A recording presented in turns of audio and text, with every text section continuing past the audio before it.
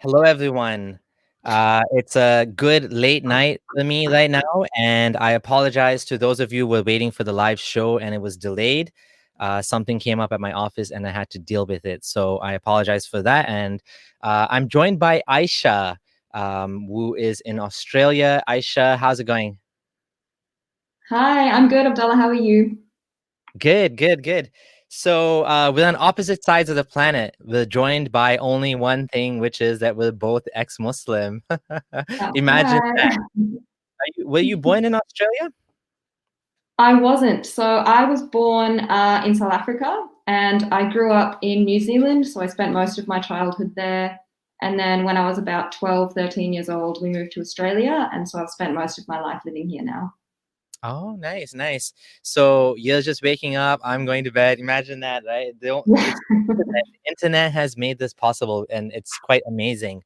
It And is. what a long way we've come, we meaning ex-Muslims.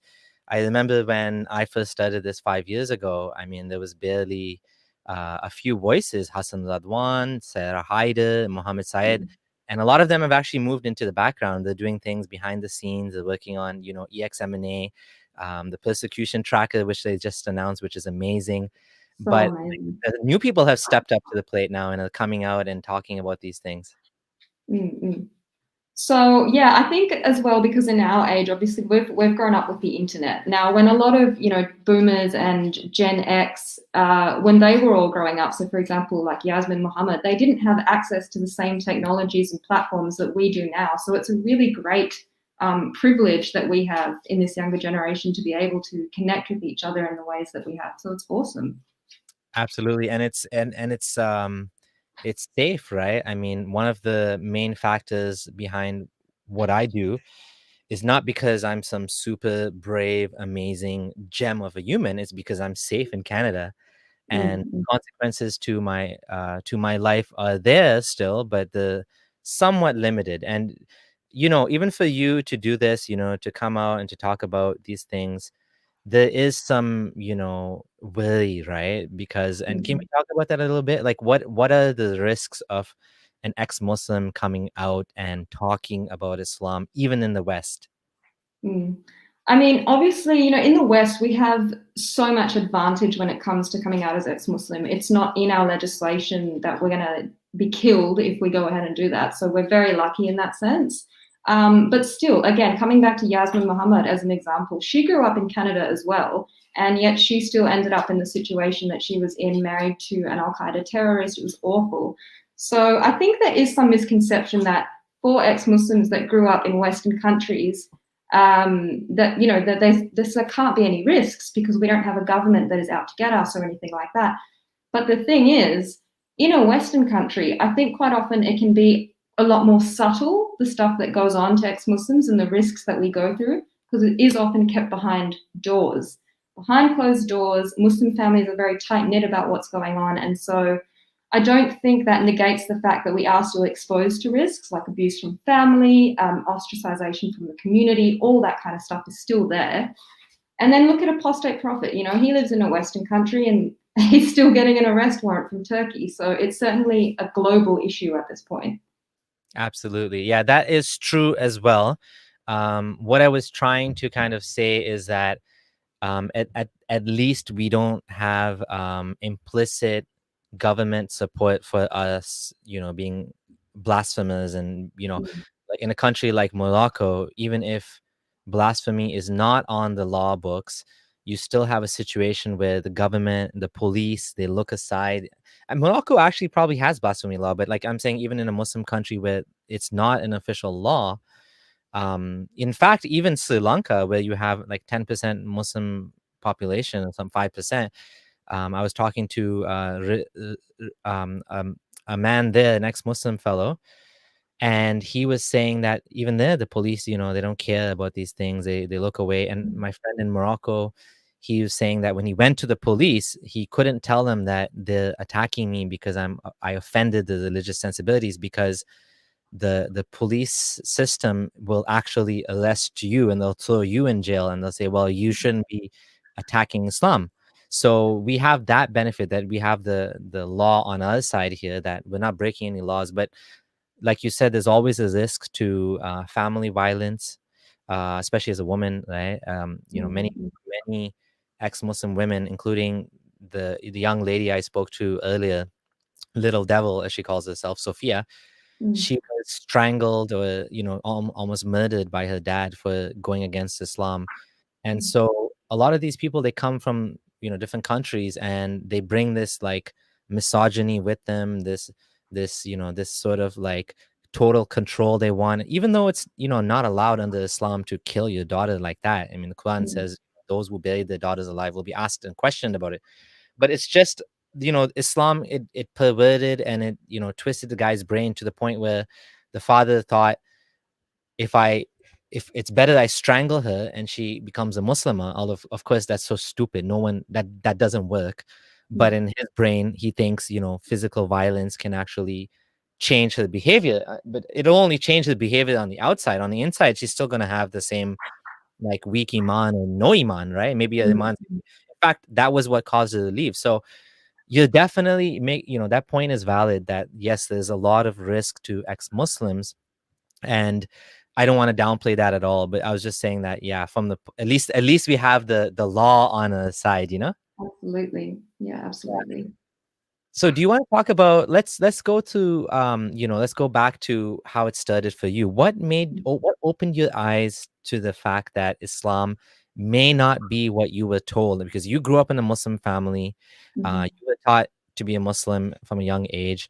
What changed? What made you rebel against your parents, rebel and go against the grain, and not just that, but also come out publicly? What was it about Islam that bothered you and caused you to first to leave it and then to want to talk about it?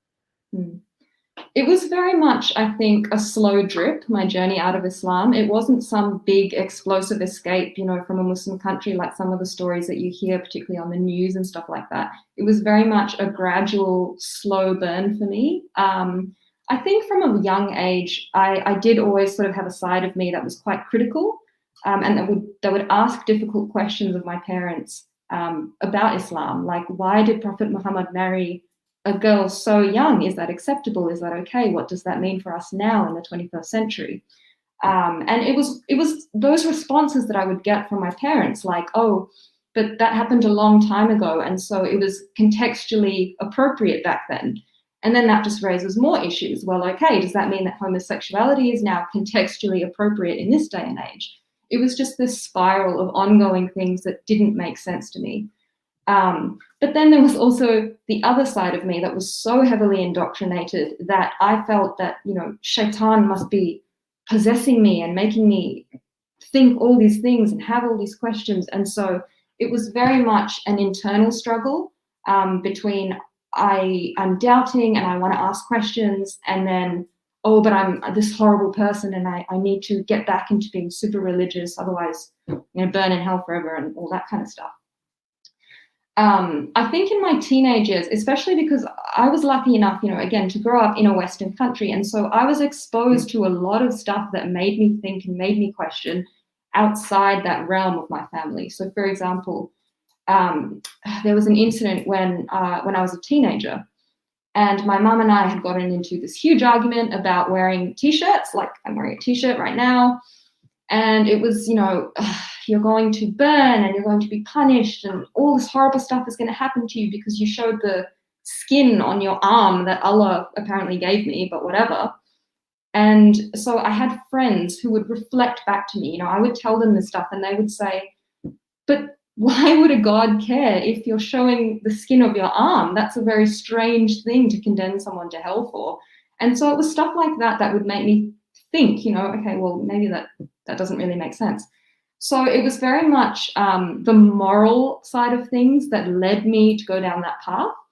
The thing that tipped me over the edge, I guess you could say, is when I decided to knuckle down, study Islam, find out what there was to know, because I wanted to convince myself that Islam was true and that I should believe in it. And so I started to get into reading Quran, reading Hadith, asking questions, thinking that it was going to convince me, And then, as has happened for a lot of Muslims / ex-Muslims now, that's the path that actually led us to disbelieve, because you start to realize things don't make sense. Things don't add up. It's just, it gets to a point where you can no longer tell yourself that this is the truth when it is so obvious that it isn't. Apostate Prophet, Ridvan, he played a big part in that for me as well. I was quite, I think I really connected with the way he uses humor in his videos. So even though I was young, it was that thing that made him stand out. And then I started watching his videos, finding everyone else out there on the internet. And yeah, it just kind of spiraled from there, I think. Wow. Yeah, the common theme I find is people that are more practical. I mean, not practical, sorry. People, both young men and young women who think logically and who have this sort of, the way the brain works is they want to make sense of things. So they're not blind followers, blind believers, but the people that, like, I had one guy that was not exactly a friend of mine, but a Muslim guy that was writing about me, and he was like, yeah, this guy did computer science, and it was obvious that he was going to find problems with Salafism. So he was saying, oh, it's a Salafi problem, not an Islam problem. But of course, the problems are much deeper than Salafism. But it's that rational thinking. It's the trying to make sense of the world and make it cohere. Because when you have doubts, you have this like questions going on in your head. Things are not clicking together. In your case, it was a morality. In my case, it was a science. But the interesting thing is, Muslims all over the world have doubts of some sort or another. And it's just the ones that are willing to be brave and to actually face those doubts. Those are the ones that are actually able to find the way out of Islam. Would you agree with that? Absolutely. And you know what, Abdullah? It is so scary. It is so scary to ask yourself that first question, could this be untrue? Could I have believed an entire fallacy my entire life, and now I have to reassess everything I've ever believed and go ahead and start this new understanding of the world? And that, like you said, that takes bravery, it takes courage. It is so difficult. Even if you narrow it down to the science, what it actually means to be an ex-Muslim from the point of view of your brain, you're rewriting all these neural pathways that have been strengthened and conditioned throughout your entire life. And now you've got to take it all apart and put it back together again. It's so, so hard. And it's extra hard when those neural pathways were written and almost like hardwired from like childhood. Absolutely, because when you're born into Islam, the choice to believe isn't a choice. It was that was made up before you were conceived, probably. Like it's sister, you were knowledge here. You were saying we're all born Muslim. It was written from when, before the Day of Judgment, Allah decreed that all of us will be Muslims. Alhamdulillah. Just a shout out to P. Thank you for the donation. Here's my weekly tax to Abdullah Sameer. Likes and subscribe with me upon him. Thank you, Ayesha, for coming and sharing. Thank you, P. We all, I think that's a major part of it. People sometimes, sometimes I hear Muslims say things like, well, if Islam wasn't true, then why are so many people Muslim? And they don't realize that, the biggest thing that stops people from leaving Islam is this childhood indoctrination. And we've evolved to trust our parents and to, believe them. And of course, in most cases, what they're telling us is for our best interest. But of course, sometimes they're wrong, right? And we do need to challenge them. We do need to go against what they're saying. How was that for you, going against your parents? Like you already mentioned a bit about you got into a bit of a conflict about the teachings, the modesty law of Islam, where you have to, as a woman, you have to be extra covered more than a man would have to be covered. You got into a conflict about that with your mom. And then you were wondering, like, why would the infinite creator of the universe and all of the stars and atoms and galaxies care about whether I cover my arms? And, one of my friends says it, whether we, cut off a foreskin. Like, it's so silly. Like, so what happened? Like, so what happened with your family, if you can talk about it? I mean. Yeah, absolutely. The journey with my family is still very fresh, I think, because I only came out officially as ex-Muslim this year. So it's very much walking on eggshells at the moment. But in terms of when I was growing up, my family were very much aware of the fact that I was quite outspoken and that I would say and ask things that really weren't appropriate. If I wanted to know and I was curious, I would just put it out there. And so I'm not sure, it's very difficult to gauge how much of a shock it was to my parents to learn that this is the path I've decided to go down, because contact did stop, unsurprisingly, when they became aware of my decision to leave Islam. I'm very lucky in that I have a Muslim sister who I have a great relationship with. She doesn't, she accepts me for who I am. We agree not to talk about religion because it always ends in an argument, but we can still love each other and have a relationship, having these differences in beliefs. But it's hard with parents because, again, they're older and they've come from this totally different generation, this different life.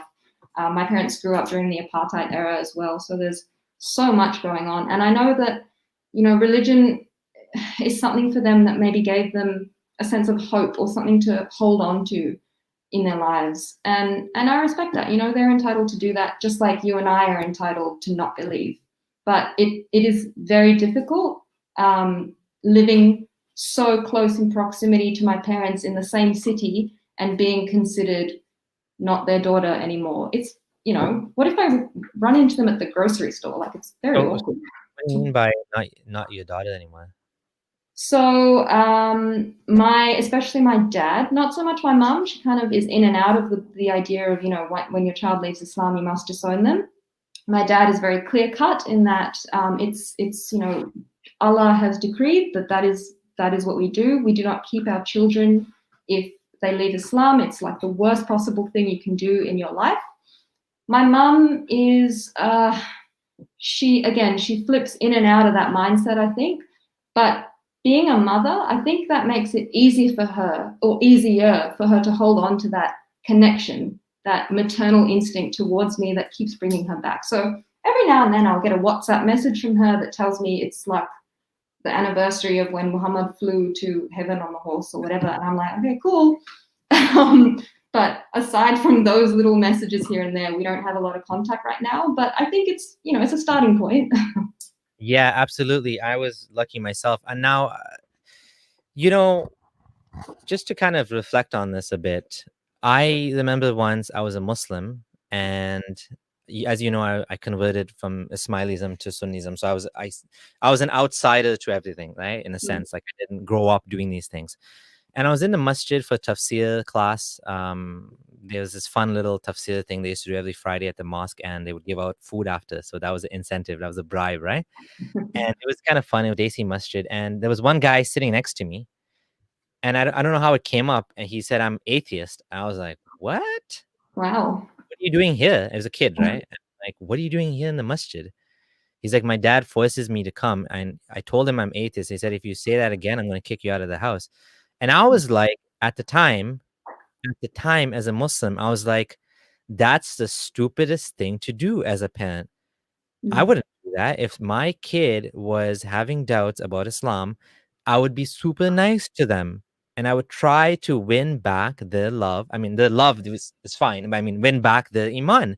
I don't understand how. I just don't get that type of mentality that you cut off someone.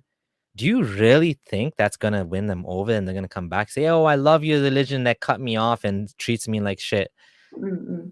I don't know. Like, I don't get that. Maybe that's just a personality and individual personality thing. Maybe.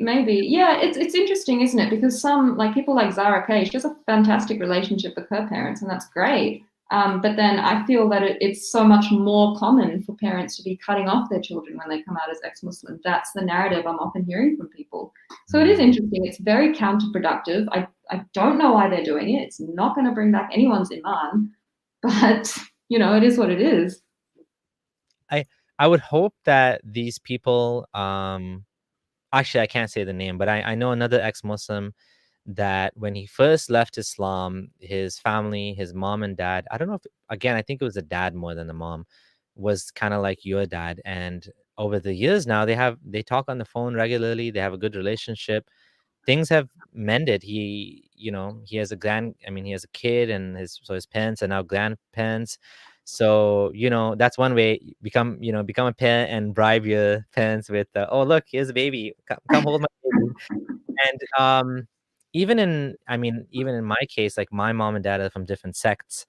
And when I was born, apparently my grandparents accepted that. I mean, that's just a personal thing anyways. But like, yeah, I feel your pain, and I feel like, it's so unfortunate that this sort of mentality exists in the Muslim community. And like you said, it's probably more common because I'm probably just mirroring my own family experience, because even I left Islam eventually and my parents were not like, they don't, they're fine. They're okay with it, right? So maybe because my parents are like that, I ended up like that too. But yeah, I think what you're saying is a more common experience, or at least, the ones that have that experience, maybe they're more vocal about it.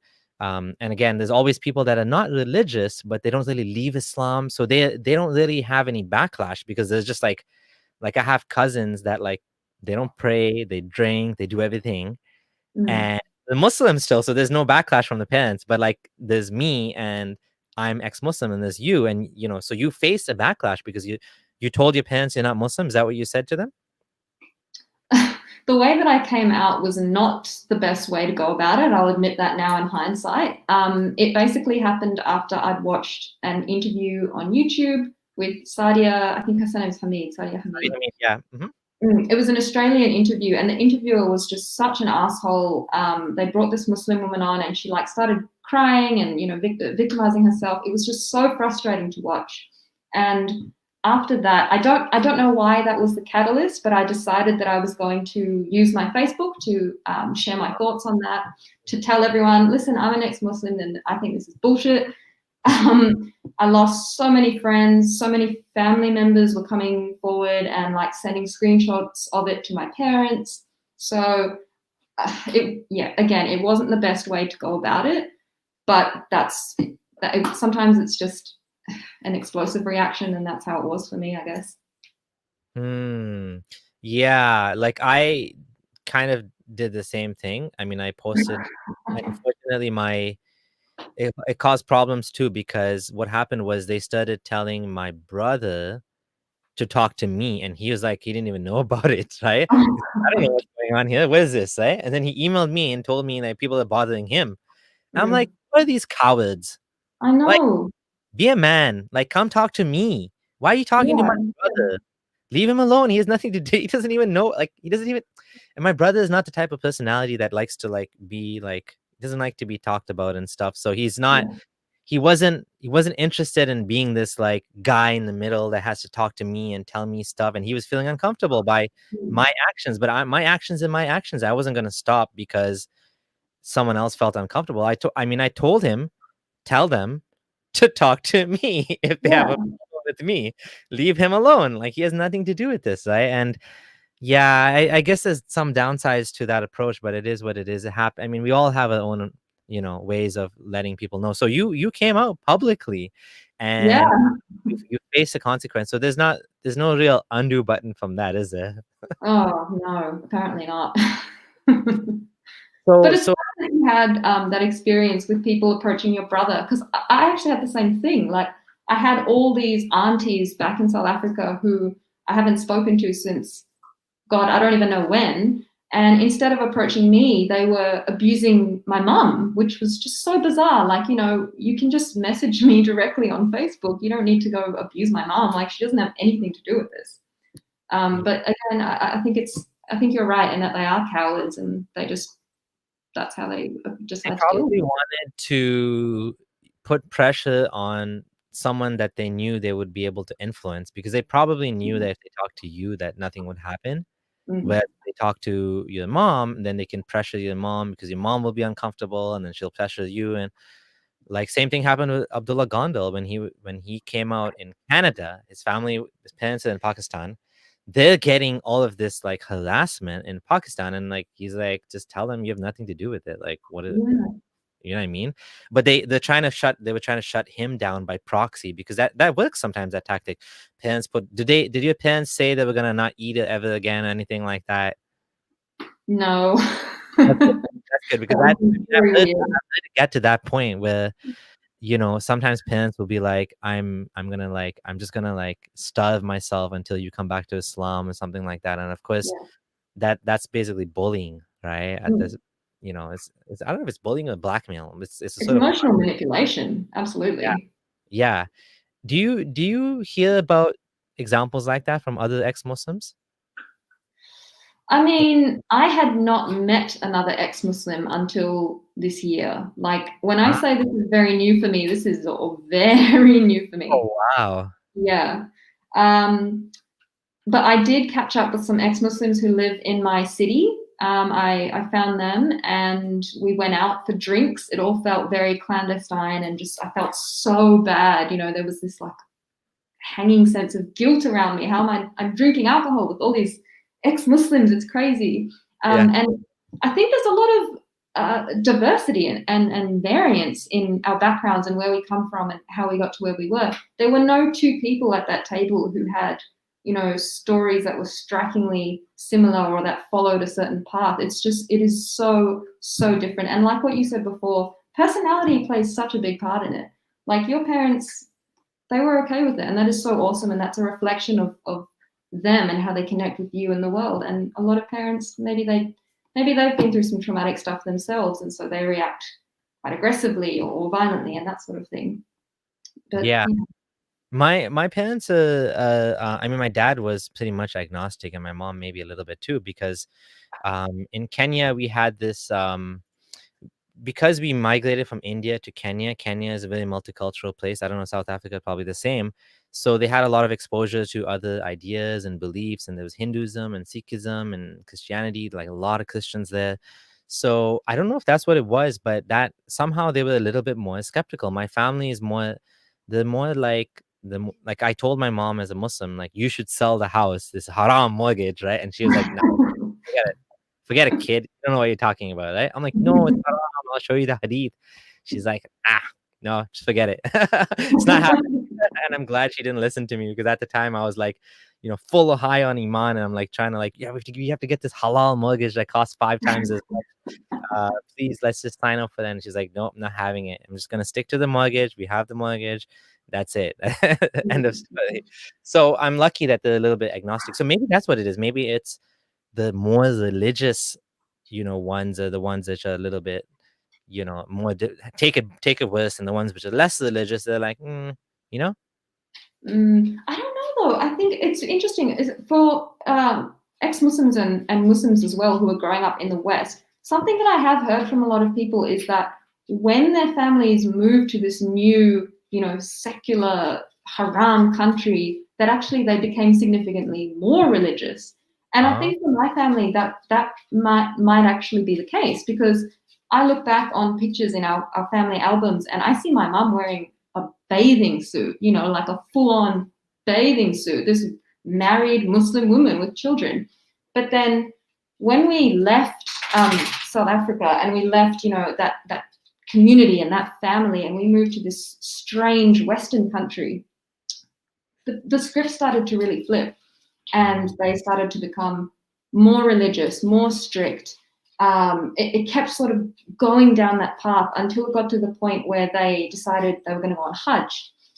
And the people facilitating Hajj all the way over in New Zealand were nuts, like they were radicals. And so that contact and that process for my parents, I think, was quite a big turning point. When they got back from Mecca, it was like intense. Like, there was this intensity in the house. There was a lot of arguments and fighting and shouting about what we should be doing and what a good Muslim looks like. So it was a lot. But I think, living in this Western country surrounded by all, these infidels, they were like, wow, we got to rein it in. We've got to really step our game if we want to raise some good Muslim children. And obviously that worked out just well for them, didn't it? Was this because of the Hajj, or was this because of being like you said, it's like a subculture that's being threatened by this bigger, culture on all sides? I think it was a bit of both. But those Hajj organizers played a big part in it, I believe. I only saw I saw the tip of the iceberg, basically, because I was still a child when that happened. But when I reflect back now, I can see that was the catalyst for things to start moving in quite a more, I don't want to say radical, but a Yeah. lot more strict sort of Yeah. structure. So you went for Hajj too then as a child? No, oh no, I did not go. I was still in school, so my parents left me with our other crazy family, and that was a lovely time. But no, they went by themselves. 3 weeks, did they? What was that? They went for 3 weeks? I think so, yeah. They were gone a long time. So they basically shipped in my auntie and uncle from another country to look after us while they were gone. Yeah, I find that so sad too. One of my friends actually went for Hajj and left his little nursing baby for 3 weeks. And I was like, I can't believe you're doing this. Like, he's like, oh, this is my only chance to go for Hajj. And I'm like, yeah, but your child is still nursing. It's not even 2 years old yet. And, is that really necessary to go right now? But I guess for whatever reason, it was a priority for them to do that right now. So they just went ahead and they went. And now that you mention it, it's actually interesting that Hajj is a sort of religious, like it's almost like it could be a tipping point for religious extremism. I don't even know if I want to say extremism, but like indoctrination. So Absolutely. And I think it depends as well on who those people are that are organizing that Hajj for you, because they can be anyone. And sometimes, they are actual freaks. Like, they can be weirdos who are out there to take thousands of dollars from you and tell you about all these awful things that you should apparently be doing with your life. It's quite, it just depends. It depends again. It comes back to that personality as well, doesn't it? Yeah.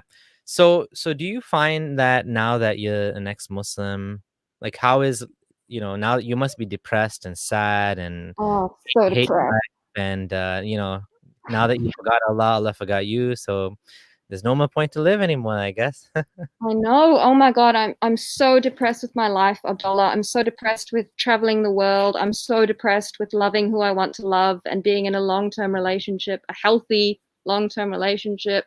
I'm so depressed with owning my own house. Oh, I'm so depressed with having a dog that I wanted my whole life. It's just awful. Being an ex-Muslim, terrible, awful. Don't do it.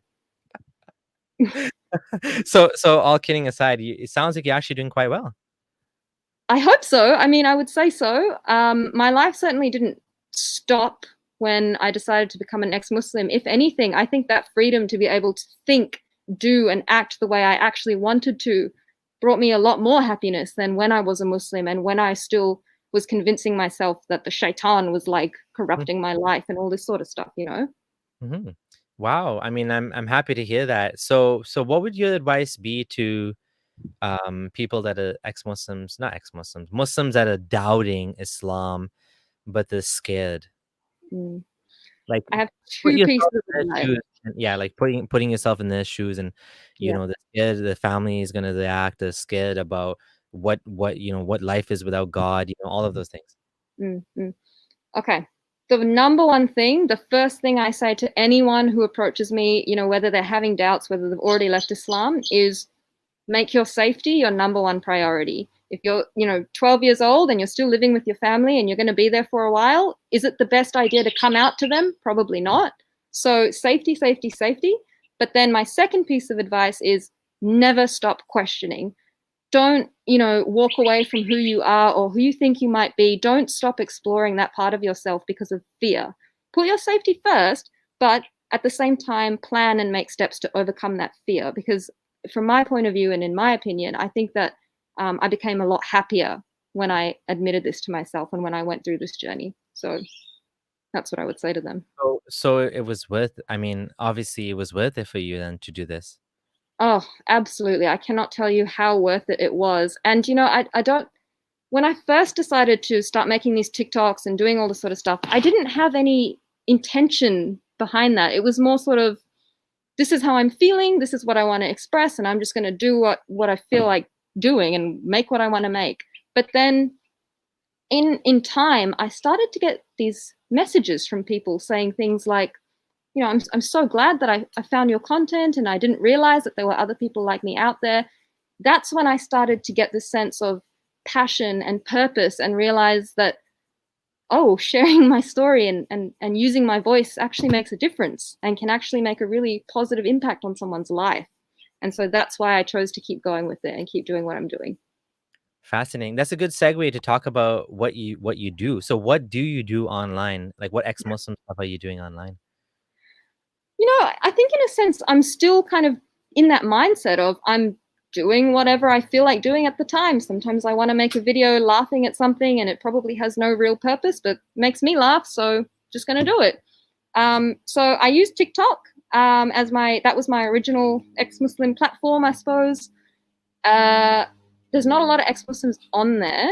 And so I have found that platform is actually an excellent place to be reaching out, not just to ex-Muslim youth, but more so Muslim youth who might be questioning or have doubts, or who might be inspired to think critically and outside of the box when they see content, about Islam or about people doubting Islam and criticizing Islam. So I think there's a lot of value in that side of TikTok. There it is. Yeah, some of them are pretty cringy. I'm really sorry. And then the other side of it is I use Twitter. Again, it's more sharing my thoughts, saying whatever it is that I feel like have to or need to say at the time. But I don't think I'm going to do things like set up for Patreon or anything like that. I just don't. I'm too busy. I don't care. I just want to connect with people, have a laugh sometimes, and yeah, that's kind of it. Oh, can't hear you. Is your mic off? Yeah, sorry. Oh, thanks for telling me. I didn't know. Yeah, the Patreon thing I think happens when you do more and more. You start spending more and more time on this stuff, and then it becomes like, okay, I'm spending all of this money and all of these subscriptions and all of this like tools, and I want you want to hire people, and that's when it becomes a sort of, okay, I need some more money, I need help now. Yeah. But like when you're in the beginning stages, if you're just doing it for fun and you're doing it just on the side and it's not costing anything, then definitely, then I guess there's no point at that point. But yeah, you're doing a great job. I do feel like the TikTok thing is an underutilized space. And I was like, funny thing is, before I found out about you, I was sharing with some people in EXMNA, ex-Muslims in North America, that, hey, we need a presence. We ex-Muslims need a presence on TikTok because I'm seeing Islamic videos on there. Oh, right? God, so many. Yeah, like I only signed up like a month ago, and I was like, this was Eddie Dawa guys on here. Oh yeah. There's some like diehard Muhammad Hijab Ali Dawa fans on there, and they're all about 12 years old. It's quite frustrating. There's so many of them. The thing is, TikTok it's a unique platform, and to do it well, you can't just be like, alhamdulillah, and then just give a lecture. That doesn't work. You need to do it with music. Yep. It needs to be short, like 10-15 seconds and all of that. And the cringy thing, like, trust me, if you see my original videos on YouTube, they are cringe. Like, they are embarrassing. Like, oh my God, like what I'm doing now compared to back. And I'm sure like in a couple of years when I look back on this with this reflection on my glasses, which I haven't figured out how to fix yet, with the green screen behind and all that, but it's so much better. Like we all go through that, so it gets better over time, right? But definitely, I think you should keep doing what you're doing on that front, because we don't have enough people, and you're one of the only ones. I don't know, maybe there's others too, but I haven't found them yet. There's a few. But it's important. It's so important because, like you were saying, I think you had a story about someone mentioned to you about the ex-Muslim label or something. I can't. Someone messaged me recently. I don't know if this is what you're talking about, but he didn't know that ex-Muslims existed or something. Yeah, that's it. So he's now on Twitter. So I don't know if he's watching this, but if you are, hi. But he reached out to me on TikTok, and he sort of explained that, before, a really young guy, by the way, teenager, he explained that before he saw my content, he had no idea that this group of people existed, that there were other people like him out there in this world. And a few years ago, that was me. I was in his situation, and I only got to the point where I am today because other ex-Muslims chose to speak up and use different platforms, share their voice, share their story. So in a way, I guess it's kind of like giving back, really, to people who might be in that same situation that I was once upon a time. For me, it was the opposite. I felt like I had to that I did. Really? I was promoting Islam. I had lightuponlight.com. I had 4 million, 2 million downloads or something. Wow. I had Quran is not really as bad, I think, as Light Upon Light, because Light Upon Light, I had a lot of Salafi content. I even had some jihad articles on there. Like, it's just like I was like converting people to become more religious, like not converting people, but like making people in my life more religious around me. My younger brother became Sunni because of me, and then Salafi because of me. So I was like doing damage all over the place. I'm like making people, like I'm convincing people to worship a lot more. I had to like undo all of that Yeah. nonsense, and I felt responsible for that. But for sure, like, I want to give back. Like I want to pass on, from Hassan Radwan, the masked Arab, and all of these guys that I looked up to. For you, it's Yasmin Mohammed, Sadia Hamid, and others. Why is it important to do this, like, like to talk about these things? Like, don't you have a life? Don't you have other things to do in your life? Like you said, you have a house, you have a dog, and like, why bother? Like, you know what I mean? Yeah. I don't have a life. Actually, being ex-Muslim is my only personality trait. I don't know if you knew that, Abdullah, but you really should by now. So can we just clarify? This is my only personality trait. This is all I'm able to do with my life. Fuck the rest of my 3 university degrees. They don't matter. But no, seriously, if people like you and I don't speak up about this, are we not just perpetuating the narrative that leaving Islam is the worst thing you can do, that no one should be doing it, that no one apparently is doing it? Because that's what I grew up believing. I grew up believing that, that there were no ex-Muslim aunties and uncles. If someone left Islam, they were not part of a family. They were not even considered a human anymore. Yeah. And we have to change that. We have to shift that script and show people that ex-Muslims are just normal human beings trying to live their lives, and trying to inspire other people to be their true selves and to not be afraid and to embrace that freedom and find true happiness for themselves, whether that's as a Muslim, an ex-Muslim, or something else. Well said. That's beautifully said. That'd be a good TikTok right there. Trust yourself, be yourself. And I don't have any personality. I'm just an ex-Muslim. Actually, what do you think about the ex-Muslim label? I know some people don't like it because it's playing identity politics. What do you think about the ex-Muslim label? Look, obviously the ex-Muslim label, we all know this, it's a very contentious tag at the moment, I guess. But I think at the same time, it's also a very important thing to be using, because just in that word itself, ex-Muslim, we're showing to the world that, one, we actually exist, that we can exist, and that we can live lives and be happy and go ahead and do whatever we want with ourselves, and it comes down to that mindset in Islam where it's kind of like tunnel vision, right? You can't see things that are going on around you on the other side. You have no concept of life outside of Islam. But when people come across people like you and I, they get some different insight. We inspire them to think critically and consider that perhaps, there is actually a fulfilling life that you can live as an ex-Muslim. Or Yeah. not. You can be a loser with no other personality trait. There's also that, whatever. What do you say about, I'm being the apologist here, the Muslim apologist. What do you say to people that say that you're a bigot, you're attacking Muslims, and Islam is beloved, the Prophet is beloved. I'm trying to say it in a way that's they're saying it. You're a bigot, you attack Islam, you Islamophobe. Why are you talking about Islam? Our Prophet is most beloved to us, and more beloved than our mothers. Would you want me to insult your mother? What do you say to people that say that to you? Because it sounds like you've had people say that to you. Oh, I have people say that to me. Look, I don't understand why, no matter how many times I explain this or how many ways I try to approach this, people cannot comprehend the distinction between ideas and people. You and I are people. Islam, Christianity, Pastafarian, all of that, they're ideas. They are sets of ideas. And so when people say things like you're insulting Islam, Islam doesn't have feelings. Islam, isn't a human. It's a completely different concept.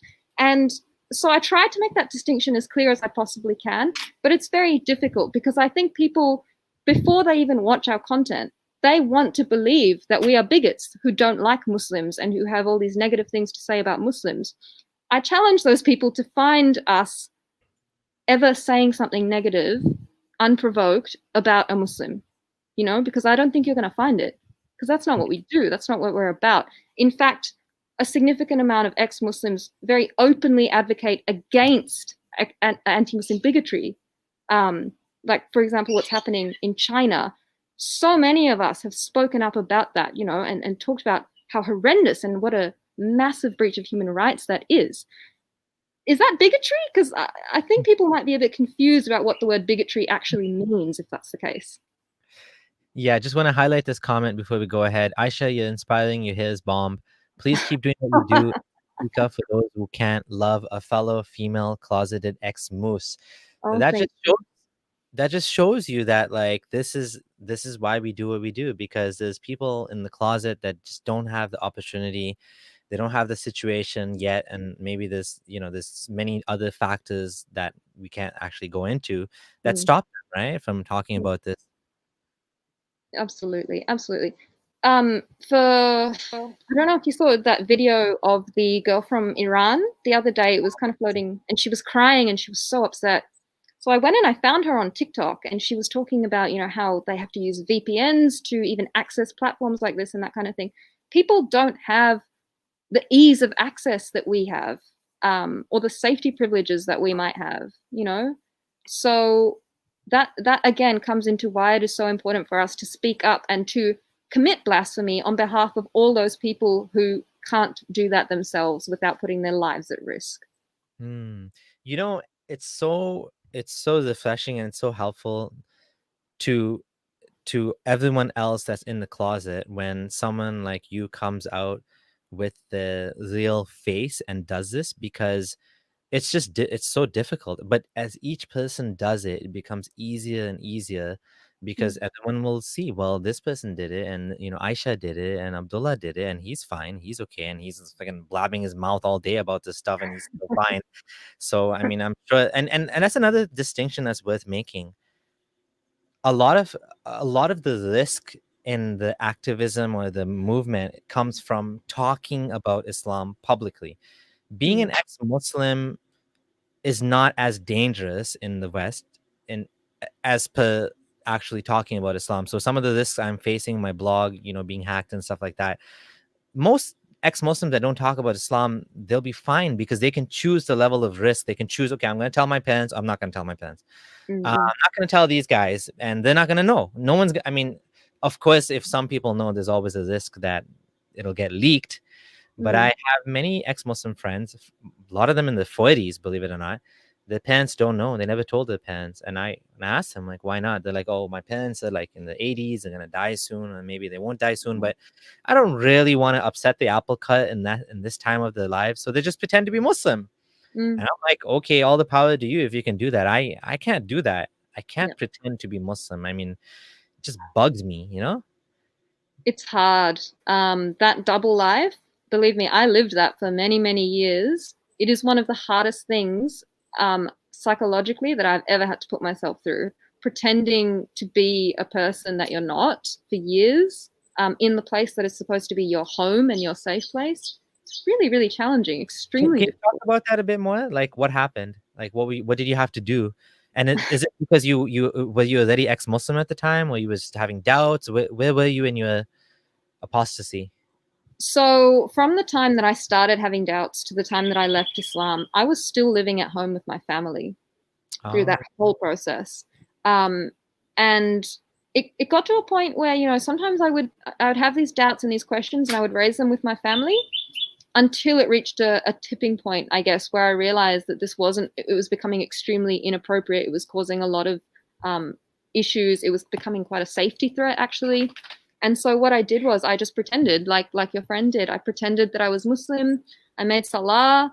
I, sat down to break my fast that I wasn't actually doing with my family, but I still had to get up every morning and, in Ramadan and pretend to eat breakfast with them. It became so draining and so exhausting. And I don't think people talk enough about what the anxiety is like when you're living that fake life and putting on this persona to the world. It's a splitting of the mind, really. It's really psychologically damaging to a person. And I think that's the thing that makes people want to just like come out. And I constantly have to remind people, like, I think you said it way better than I did. Safety, safety, safety. I think that's one of the most important things. I wanted to work on a guide. I've done like a couple of videos now on this topic. I wanted to work on a comprehensive guide to coming out as an ex-Muslim. And in the guide, I was going to mention that if it's not safe, like, don't do it. Like, we need more people coming out, but only if it's safe. We don't need more murders. If you're in Bangladesh and especially Pakistan right now, but we don't hear about some other countries. There's other countries where it's risky as well. Just don't do it. Like, there's no benefit to like to kill yourself over something and to ruin your life. And then there's a few people that they'll intentionally cause problems for themselves because they want to get like asylum. That happens. I've heard of cases like that. It's also not a good move. You should try to get out of the country by your hard work, not by requesting asylum. Of course, if you're stuck in a situation which you have no choice and now you need to get asylum, you should get asylum. But I'm just saying, don't put yourself into that situation intentionally, and then because it might not work out. Not everybody gets asylum, and you may end up shooting yourself in the leg and having a much worse living condition than if you would have just kept it to yourself, pretended to be Muslim. But it's tough, right? It's so tough to fake it when you don't believe any of this stuff, Absolutely, yeah. And especially for people living in those countries, like you said, they don't have those privileges. And that's where organizations like Free Hearts, Free Minds, or even Ex-Muslims of North America, these sorts of organizations, we need more of that. We need more of a globalized advocacy approach to actually find a safe pathway to get ex-Muslims, or even people like LGBT Muslims, people who are at risk because of Islam. We need a safe pathway to get them out of these oppressive, ridiculously barbaric countries into a place where they can actually just be themselves without being in danger. Yeah, indeed. We have a long way to go in terms of changing these countries. The things are changing, but like there's also a lot of pushback. Like in Pakistan, I don't know if you saw the tweet from Prime Minister Imran Khan, saying that I call on Facebook to ban Islamophobia. Like, because it's just as bad as the fucking Holocaust, isn't it? Apparently. Yeah. Well, to be honest, this is a common talking point for Muslims, and I actually think they have a point that if you're going to, you have to be consistent with your free speech laws. If you're gonna allow cartoons of Muhammad, you have to allow mocking the Holocaust. As distasteful as it is, not mocking it, but I mean mocking it too, I guess, but like denying it or whatever. Like, it's the same thing with like any sort of conspiracy nuts. Like, if you start making, the free speech thing is a tricky topic, but I do tend to kind of fall on the line of allow it because at least everyone knows about it, rather than pushing it underground. So Ku Klux Klan, Nazism, all of these crazy ideologies, I want people to talk about it openly. I don't want them to hide it. I don't want to have secret meetings where we don't want that. We want it out in the open. We want to air the dirty laundry. We want everyone to see it. We want Ali Dawah to come on camera and say, "I'm proud of capital punishment." I know some people, some of my friends are like trying to make trouble for these people and say that they should be arrested. I don't think they should be arrested. I mean, I believe in free speech. If you want to say that, as ridiculous as it sounds, if you're going to say that I should be killed under Islamic law, I'm allowing you to say that, and say that all you want, and go ahead. Of course, I have the right to say that's really shitty and that's barbaric and that's garbage or whatever. I can say something too, but you have a right to say that. Now, if you go and say, "Hey, Muslims, you should kill Abdullah," okay, now you've crossed the line. Now you're like, targeting, or hey, you guys, like another example.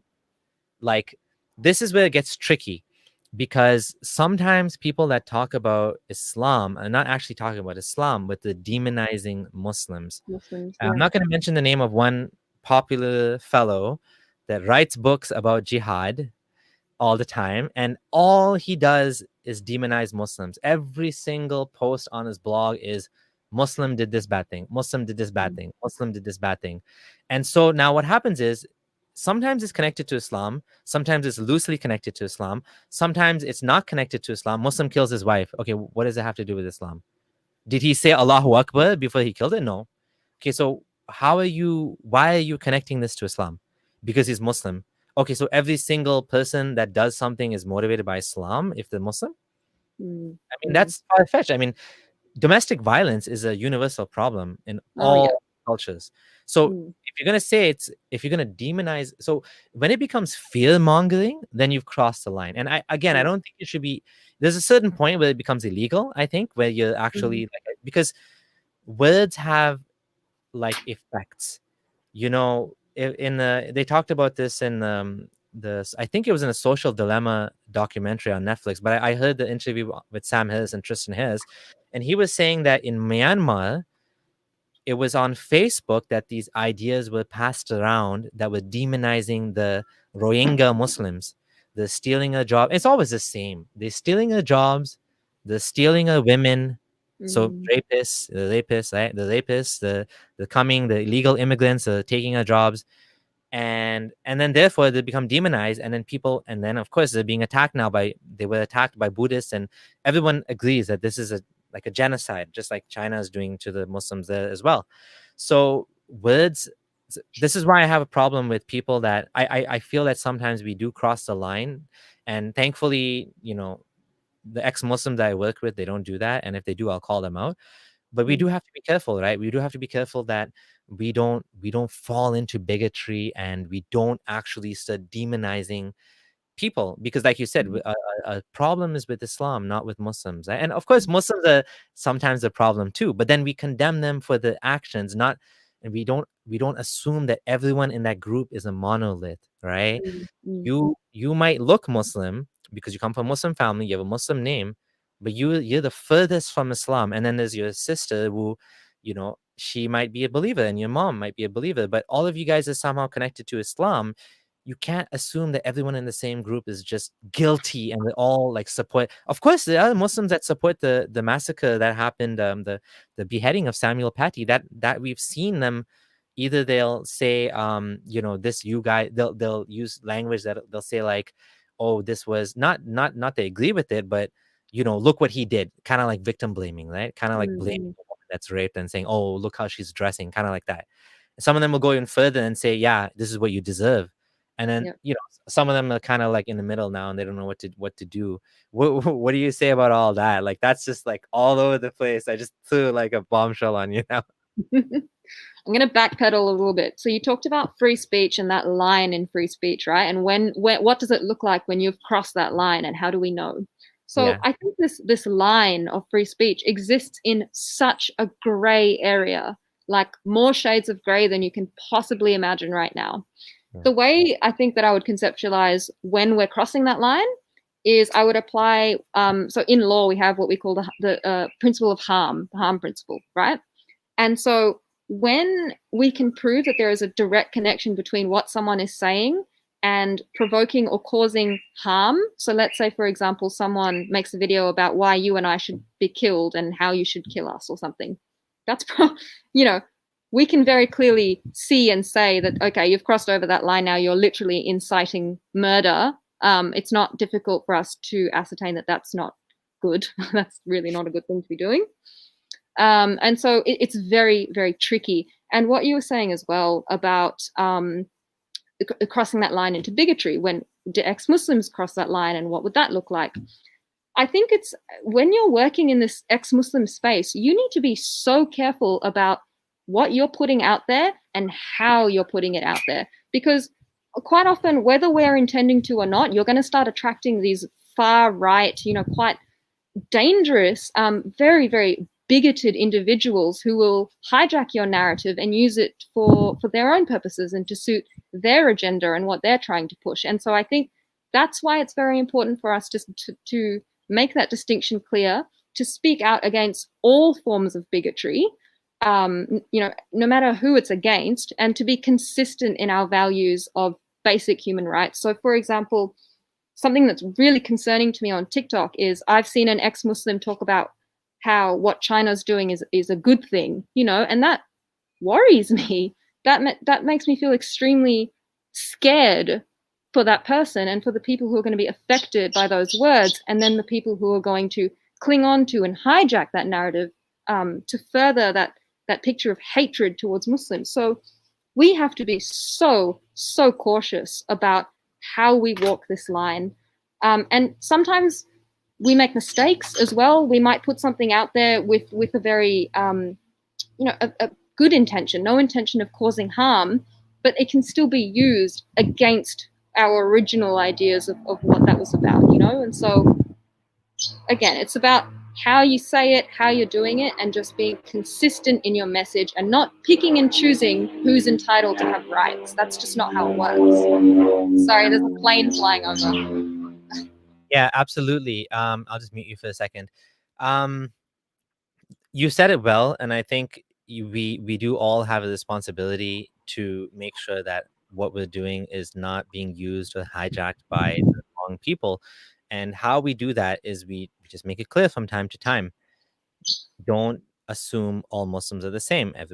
All Muslims are different. Like there's some commonalities, but there's huge differences. And so ask, like, what do you think about this? And someone was asking if you had any comments about the French beheading, since we're kind of on this topic. In a way, I think a lot of us, myself included, were not particularly surprised when this happened. I think it's something that's been building up, especially in the context of France, where they've had so many people lose their lives to terrorism over the past decade. Like it's been a growing issue in France for a long time now, and for other parts of Europe especially. And so it certainly wasn't a surprise. Obviously, I was disgusted and terrified and frightened to learn that this had happened in a Western country in the name of, Allah and Muhammad and all this sort of stuff.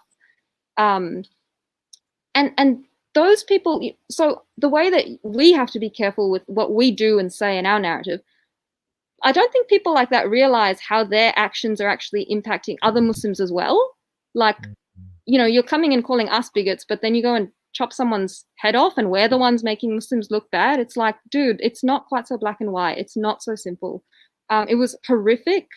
And I was heartbroken when I learned what had happened, especially because I work in the education sector myself. And so it was very, very difficult for me to talk about that. I felt like I had no words to communicate how heartbroken I felt when I learned what had happened. So I still don't think I can really put it into words.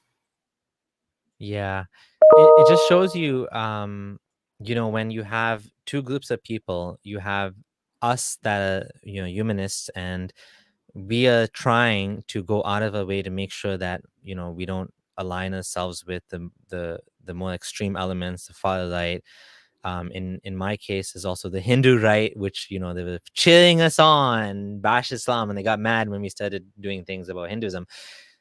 And then on the other hand, you have, this unfortunately, like, I don't know what to call it, perverted Muslim mind that can't condemn these things outright because they're somehow connected to the theology, like killing apostates. Like, you when you push certain Muslims into a corner, and you're like, well, your prophet did this, right? I mean, I think with the Ayesha thing, that now they have different ways of getting out of it. They say she wasn't actually 9, she was 18. But they say that was allowed for that time where women grew up older, faster, somehow puberty quicker or something, and the people didn't live as long, even though Muhammad lived past 60 and Abu Bakr lived past 60, and they all lived past 60, but somehow people didn't live as long back then, so they had to get married young. There's all sorts of excuses, but like there's other things where if you kind of like corner them, the prophet did this and he killed these people that did these things, they don't really have anything to say, and then they have to sort of like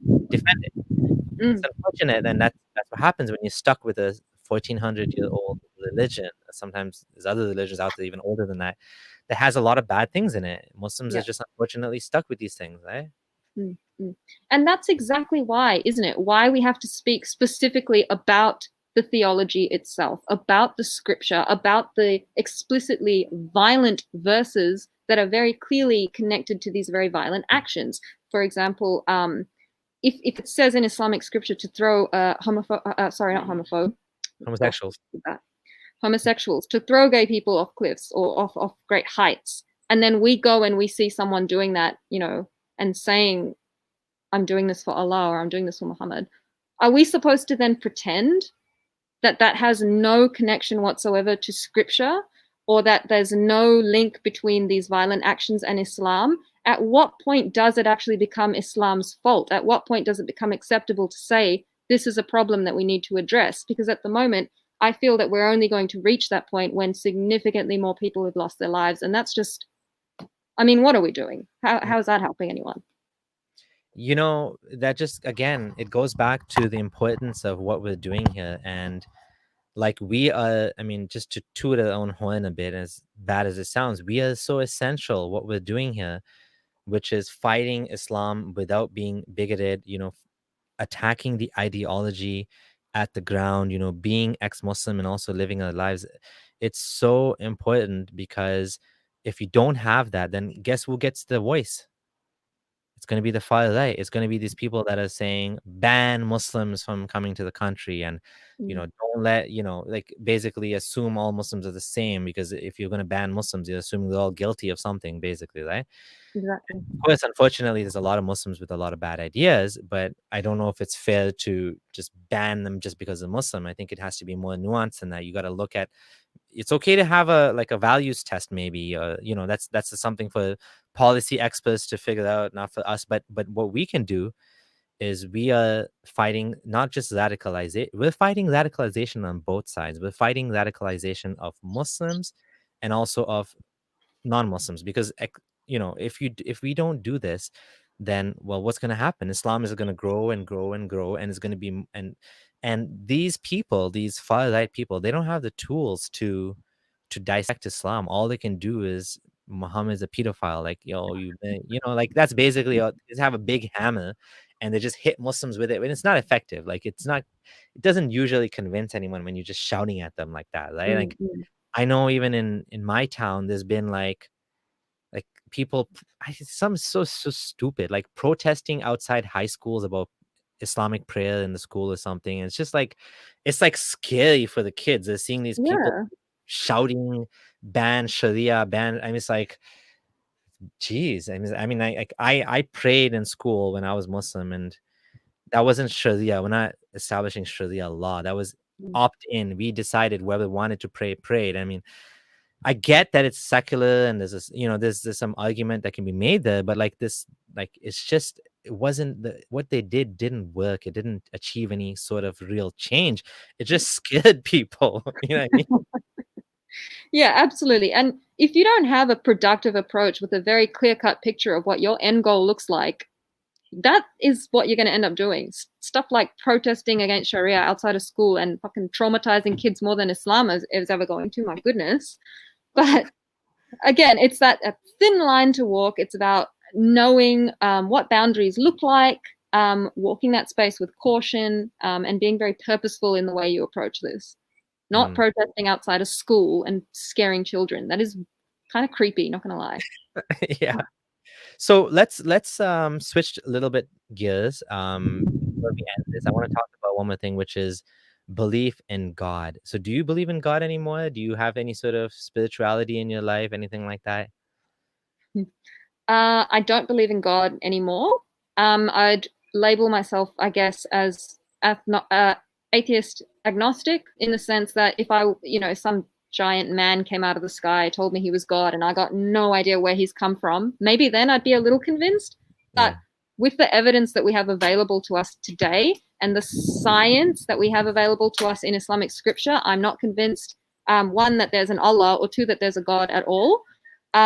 Engaging with people's content like Richard Dawkins, Sam Harris, those very prominent, popular voices out there who speak about this kind of stuff, that hooked me in a little, and that got me down that line of thinking of is God actually real? Let alone is Islam real, but is God himself, is there any evidence to suggest that there is this higher power? And the more I looked into that, for me personally, the conclusion was that there's no evidence, that it didn't make sense. And then I guess that played into me leaving Islam too, because if you think God doesn't exist, well, kind of screwed in terms of believing in Islam. That's probably not going to work out very well for you. Yeah. Did you find that, like, losing faith in God was traumatic in any way for you, or Islam in general? I did in the sense that you know, when you've been through traumatic religious experiences, something that comes and that stays with you even after you've left the religion and come to terms with who you are is that guilt, that religious guilt that can hang around you. I think a lot of us don't like to talk about this because it's something that people are going to froth over and talk about. Oh, look, it's proof that Allah exists. It's your conscience and whatever. Look, it's not your conscience. It's a trauma response. I've had times, for example, it happened this year where I went outside and the sun was setting and I was standing under a tree. And my mum and dad used to tell me growing up that if you stand under a tree during Maghrib time, that you're going to get like possessed by jinns or something like that. And every now and then, when I'm standing outside in the sunset, I will get that fear. It's like a fear of, holy shit, you know, what if it was all real and what if I'm wrong and I'm going to burn and blah, blah, blah. And you start spiraling. That's trauma. That's what a trauma response looks like when you've been through something like leaving Islam, I think. Mm-hmm. And how about the whole God belief? Like, just believe in God. Did you feel like alone, scared?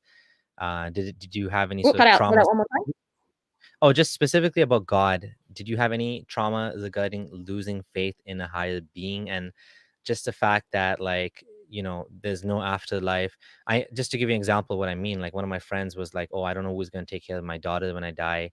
Even though from my perspective, I never really understood that sort of thinking, because God doesn't take care of everyone anyways. A lot of people die and get sick, get cancer, and get run over, like get murdered. Like, how is God taking care of anybody? He's not. But Exactly. anyways, for this person, he was thinking like that. Did you have any sort of like trauma from losing God? Like God specifically, In not terms of losing God, I mean, I don't know. I think more than it being a negative thing, it was much more of a freeing thing. Like a weight had been lifted off my shoulders, and I don't need to force myself to think within the constraints of this little box that God has apparently laid out for me. right. There was definitely, again, coming back to that guilt and fear. Guilt and fear played a part in it because there was that question of, well, what if I'm wrong and I've just totally pissed this God off? He's going to, you know, shit on me in the afterlife. This isn't going to be great. That was scary. But in terms of not having a God to lean on, to rely on, to consult with, I didn't have that fear because he was never there for me in the first place. You know, when I prayed and reached out to him, he didn't respond. So it wasn't like I was losing some essential part of myself in that sense, I guess. Oh yeah, yeah. I empathize with you on that, because this whole lack of having a cause. I mean, because Allah is a cosmic dictator, so you don't have this I guess evil monster watching over you, getting angry over you not praying, you're not fasting, you're not wearing hijab, you're doing this, your shirt's a little bit too short, you didn't read enough Quran, you broke your fast, you know, all of these things. So your mortgage is haram, like you have a dog, like everything, every single thing in your life, your job is, you know, questionable or whatever. All of these things, they actually cause a lot of guilt and fear, and you know, you can't date and all that. So all of those things, I think they do make life much more miserable, and people don't want to admit that. They always think that with God life is better, but a lot of times the balance is weighed in the other way, where your life is actually much worse off. Like, you're not, it's God is not, for some people God does kind of, you know what I think that cultural Muslims have the best balance, where they don't have any of the Islamic sort of regulations, but they still have God. So they still Mm. pray to God, and like, yeah, God, like my mom, God helps me kind of thing. But she doesn't like care about any Islamic other law thing, right? Like, she doesn't care about mortgage or whatever. She might Mm. eat halal. I mean, she eats halal, but like in general, I think that's sort of the best balance. Whereas if you're like uber religious, the more religious you are, the more you're sacrificing for something that's never Mm. gonna come, right? So, Mm. I mean, I envy cultural Muslims because they still get to celebrate Eid and do all the fun parts that kind of come with Islam as well. But then here in Australia, so I live in quite an isolated city, so it's very tight knit in terms of our Muslim community, right? And growing up, going to high school with these Muslim girls, a lot of them didn't wear hijab. You know, they would have sex with boys and kiss boys and do all these sorts of things that you weren't supposed to do as a Muslim. But when it came time to playing the morality higher ground, they would whip out the, you know, but I believe in Islam, so I'm better than such and such a person. And it's like, you believe in Islam, but you don't you're not following it. Like, you're not following any of the practices and teachings of it. You're just using it to pretend that you're better than others. So I don't know, cultural Muslims, it's an interesting mix of people in there, I think. Yeah, it is. I never really understood cultural Muslims, to be honest, because I know, like, when I was Muslim, I was Muslim. Like, I did it. I believed in it. I don't get this like weird, I'm Muslim, but I don't care about praying thing or fasting or anything. Like, it doesn't make sense to me. If you're Muslim, then aren't you afraid of Allah's like punishment or something? Like, I never got that. And I think in some ways cultural Muslims don't understand ex-Muslims for this very reason, because they don't do Islam. So they don't, they're like ex-Muslim without calling themselves ex-Muslim, because Exactly. they believe, I mean, okay, I shouldn't put in quotation marks. They do believe, but at the same time, they're not. I don't know. Like I said, I never got that. Like, I was like, if you're gonna believe in Islam, you believe in it, you pray, you do all that stuff because it's serious shit, right? If you don't believe, like, pick one. Like, this kind of having your cake and eat it too. I never got that. Yeah, yeah. Do you know, when I was still Muslim, I think the way that I rationalized that to myself was, but Allah's inside my head and He knows what I'm thinking. And so even if I'm not, if I didn't complete all my 5 prayers today, Allah still knows I'm a good person and that I have good intentions, because He knows everything. So I don't need to worry. I'm not a bad person. And I think that's the mindset that kind of they get stuck in, because He's everywhere. He knows us. We're great. It's fine. Yeah. I guess that's one way to self-justify. Yeah, that makes sense. God knows I love God. God's in my heart, sort of thing. It's Okay, interesting. so just gonna take a quick break and remind everyone that this is a new channel, Abdullah Sameer Clips. Normally, podcast long interviews will not be on the Clips channel, but it'll be on the other channel. But just for now, until I get monetization back, I'm going to be doing most of my uploads on this channel. So if you're new here, please do join now. Please do subscribe. The link is below. If you're listening to this podcast on iTunes, Stitcher, or Spotify, if you didn't know that I'm on there, do check out the podcast on there. It's much easier to listen to long form interviews like this one on a podcast format. So do check that out. Unless you have YouTube Premium, of course, then you can listen on YouTube. But do check that out, and it's growing slowly but surely. It's growing, so feel free. It's for your convenience. Just makes it easier to listen to these interviews, and of course there'll be clips coming, and the best parts of the interviews are going to be uploaded once I have a bit of time. And I just want to say thank you to Ayesha for coming and for doing this wonderful conversation, for sharing her her story, and like it's a very brave thing to do, to come out to talk about Islam, to talk about why you left Islam. There's always consequences, and there's risks to one's career and risks to one's relationships with family members. There's a cost, right, in doing this. So do support Ayesha. Check out her TikTok, check out her Twitter as well. And like she said, she's not doing this for money or anything like that, but we want to support her in the good stuff that she's doing. So Ayesha, any final comments you want to make or anything you want to share to the world? Now is your chance. Watch Abdullah Sameer's podcast and follow him on Twitter and follow him on TikTok and YouTube and everywhere else that he exists, because he's amazing. And thank you so much for letting me come on your platform and share my story. I really appreciate it. Hey, that was awesome. I'm always amazed when I offer the platform to someone and they're like, listen to me, listen to my stuff. I appreciate it. Thank you. So where do you go from here then? So you're living your life. Someone asked, it's up to you if you want to answer what you studied, your degrees. It's totally up to you if you want to talk about that. If not, like, what are your goals for the future, either personally or with the ex-Muslim thing, or like, what are you, what are your dreams or goals or aspirations for the future? Whatever you want to share that's like public. So I plan to continue having being an ex-Muslim as my only personality trait. I just want to make that very clear. That is my intention, to continue doing that. Wow. In terms of where I'm going, I don't know. It's such a loaded question, isn't it? I have been, since joining this ex-Muslim realm, I've been thinking very seriously about focusing my PhD within this space. There's little to no research at all, no empirical evidence or anything about any of the issues we've discussed today. So I think that might be something I might look into doing probably next year. Wow, impressive. Well, like you're doing a great job in what you're doing, which is being a real human being and not just being an ex-Muslim. Like, you're making a joke about that, but it's true though. Like a lot of people think that this is all we do, and even me, despite all I do, I actually do have a life too. I have a full-time job, as you know, because I delayed this thing tonight because of that.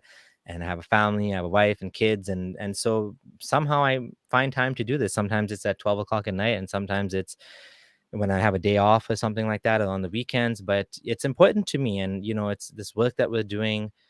Even if it's not a full-time thing, it's so important that we all contribute however we can. Your contribution is unique, and I think it's amazing. And I do hope more people will follow you into doing TikToks as well. And, of course, on Twitter as well. I do appreciate your candor and your respectful dialogue and the way you dialogue with people, right? And obviously, you're a very busy person. I can see that you're doing so much. So it's amazing that you find time to do this. And thank you for coming and for showing us your personality and talking about your personal life. It's not easy, and I appreciate you, and thank you so much for coming on here. No, thank you. Thank you so much. I've had an awesome time. Okay, all right, everyone. It's been a wrap, and we'll see you at the next show. Bye for now. And if you're listening to this on a podcast, please do leave a 5-star review or leave a comment, like a review on whatever platform you're using. That'll help get it up in the charts, and that would be most appreciated. Thank you, everyone. Bye. Thank you. Bye.